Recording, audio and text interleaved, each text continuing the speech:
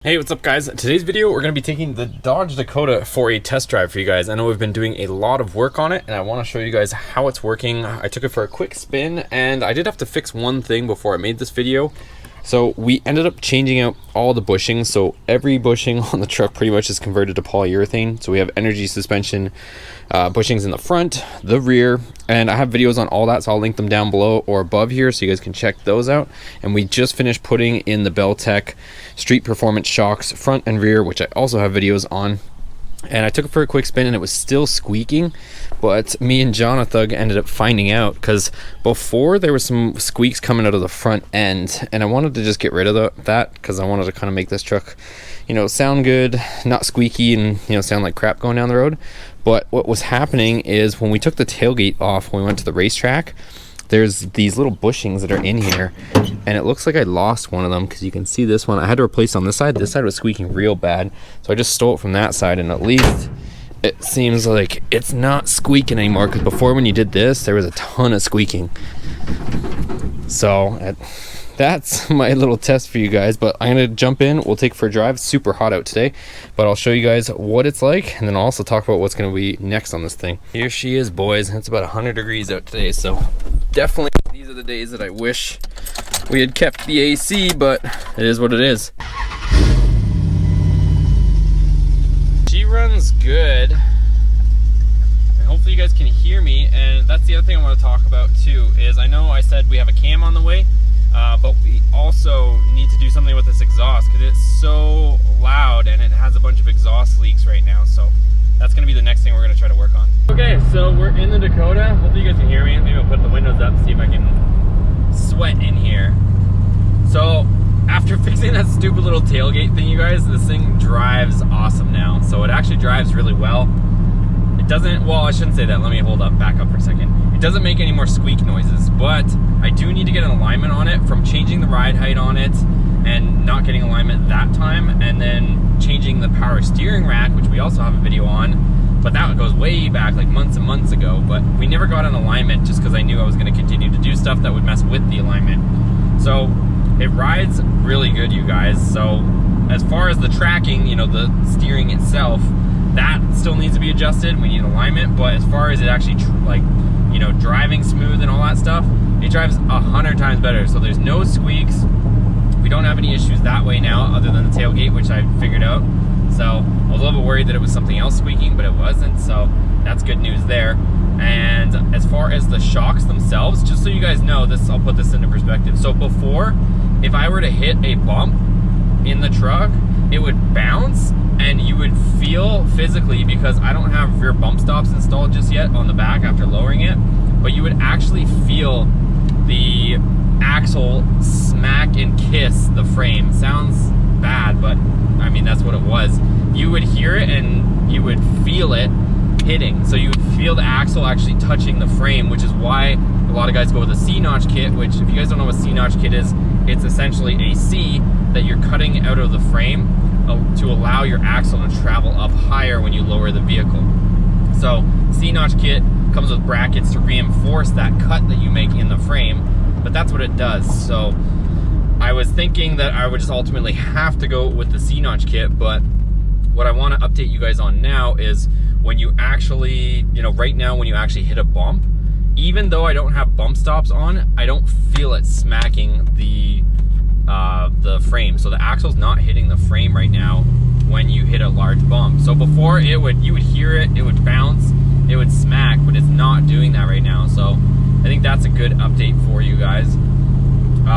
But yeah, I mean, it drives good.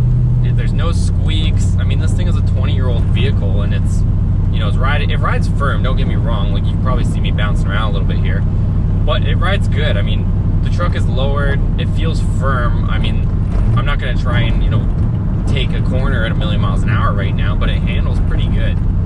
So, I mean, don't expect, if you're going to lower the truck like I did, don't expect a super plush ride. Like, it's not going to ride like it has, you know, 8 inches of travel anymore, because it doesn't have 8 inches of travel anymore. It's just the nature of lowering the truck. But I mean, with the single cab short bed truck, I think they just look better lowered. That's my personal opinion.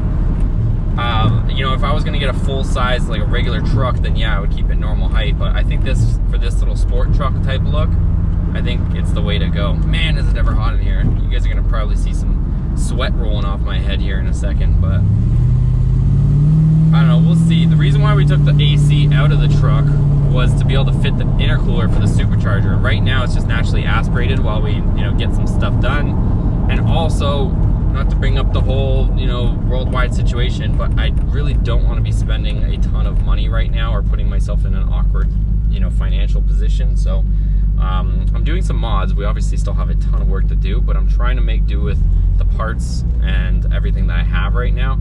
So I got to sort out some stuff with the supercharger. I might have to daily this truck for a little bit, which is why I don't want to go too crazy and make it unreliable. So we will see what ends up happening, guys. So first things first, we're going to cam the truck. So once we end up camming the truck, I'll see how fun it is and see how that all works. I think you could still daily the truck with it cammed, which is kind of going to be the goal.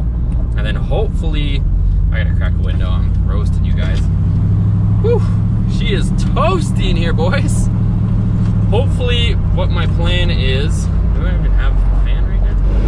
I do. It's strange, let me see. That is weird. I gotta figure that one out. For some reason, I only have air coming out of my dash, not out of my vents here. So I know this is vacuum controlled, so I have to figure that one out. We got some new to fix, boys. I got no air coming out of my vents, only out of my dash whenever I turn it on.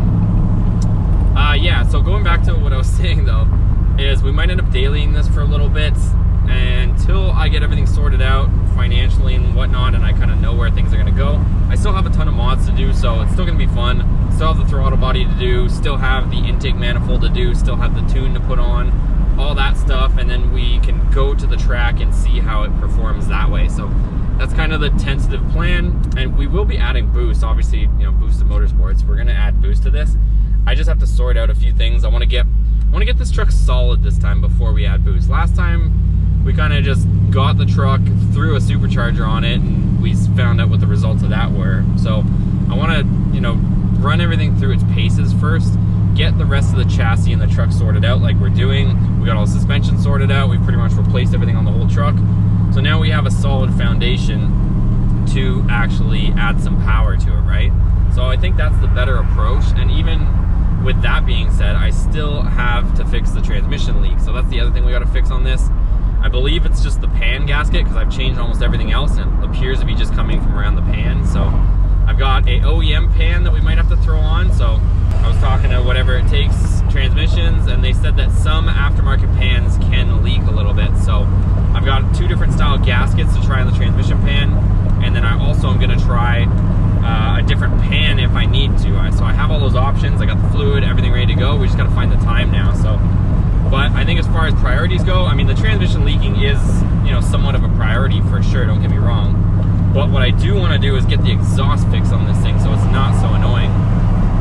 Because I have some really bad exhaust leaks on this right now, and I don't really like the whole exhaust leak sound on it, to be honest. So I want to get that sorted out so that's not as loud, but you know, hopefully you guys can see it right now. It drives pretty good. It sounds, you know, there's no clunks or anything weird coming out of it. So I think it's going to be a pretty good setup, you guys.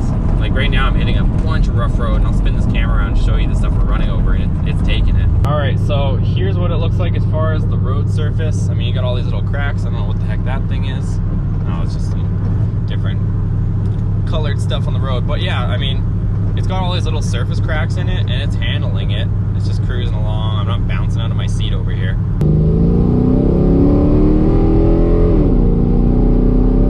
That's the kind of get up and go we have right now, boys. So she's not bad. It's a pretty fun little truck, honestly. We got a long ways to go, but it's not bad for what it is. I think this engine's a lot stronger than the last engine for sure. But yeah, I kind of got to get rid of that exhaust leak because it sounds a little horrendous that way. I mean, it rides good, you guys. I don't know what else to say.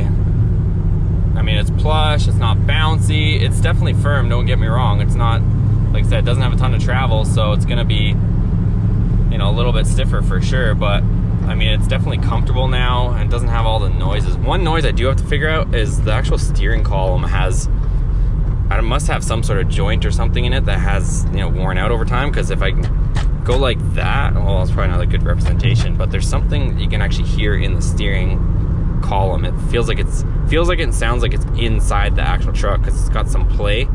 So it might be a joint or something that I can tighten up there, but I mean, she rides good, you guys. I'm liking this thing. Just got to get a few more things sorted out, and she's gonna be back up to date here. So here's some bumps. You can kind of hear that squeak. That squeak is the other side of my tailgate where I need the bushing that I'm missing, but I mean, overall, she handles pretty good. Okay, so we're back from our test drive, and I'll show you guys what is squeaking. So there's the tailgate. Like I said, I stole the bushing out of that side, put it over here, and then this is a squeak. So that's the only squeak on the whole truck, which is pretty good for a 20-year-old truck, you guys. So let me check one more thing and then we'll wrap this video up. So what I want to see is if maybe there's a vacuum line off somewhere, which would explain why my blend doors don't work. Aha, we found it. So the vacuum line that goes next to the heater core lines, I don't know if you guys can see it, but down there, she popped. So I'm gonna get a little tiny piece of line and we'll fix that real quick.